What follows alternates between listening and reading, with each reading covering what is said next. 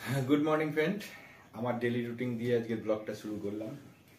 দাঁত মাজা হয়ে গেছে, এবার ওষুধ,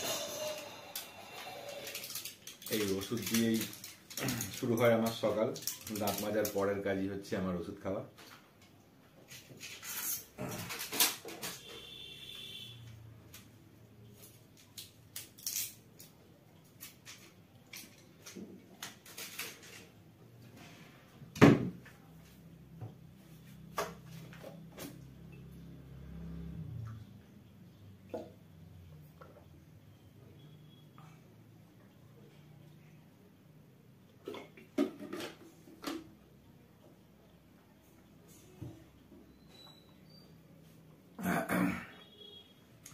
ওষুধটা খালি পেটে সকালবেলা খেতে হয়, তো খেয়ে নিলাম। এবার ব্রেকফাস্ট করবো, চলুন আমার সাথে। দেখা যাক আজকে মা কি করেছে ব্রেকফাস্টে।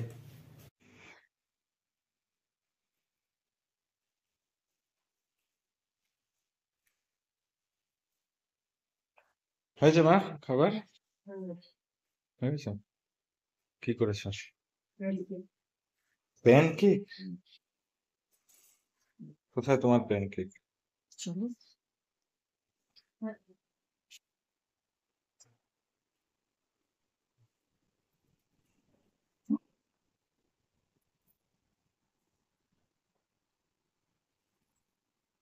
এটা নাকি প্যানকেক, জানি নাকি প্যানকেক। গোলা রুটি, প্যানকেক আর সস। ও, আর একটা জিনিস, আমার কোচ চলে এসছে। হুম, ঠিক আছে, খেয়ে নি, তারপরে কথা বলছি। আজকের গোলা রুটিটা মা একটু অন্য প্যাটার্নের করেছে। গোলা রুটিটা ঠিক খেতে কেমন লাগছে আপনাদেরকে বোঝাচ্ছি। ওই যে মোমোর ওপরের যে খোলটা থাকে না, সেটা ঠিক যেরকম সফট আর যেরকম তুলতুলে হয়, আজকের গোলা রুটিটা ওরকম হয়েছে। আর খেতেও খানিকটা ওইটার মতোই লাগছে। খালি ভেতরে একটু মাংসের পুর থাকলেই হয়ে যেত এটা মোমো।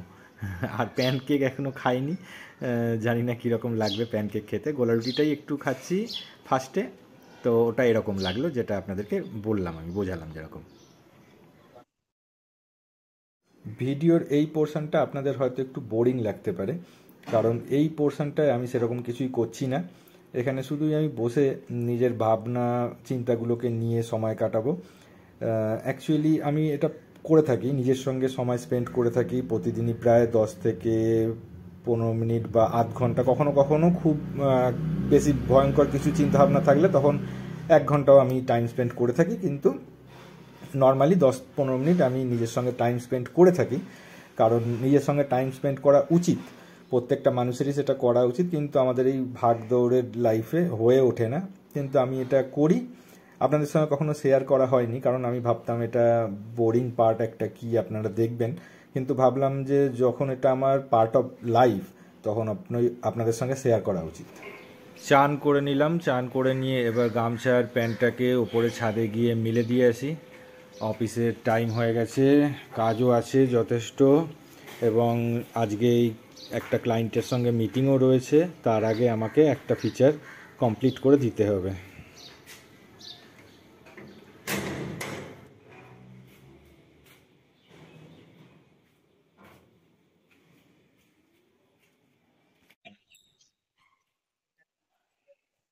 এই দেখুন এইখানটার কি অবস্থা, দেখতে পাচ্ছেন?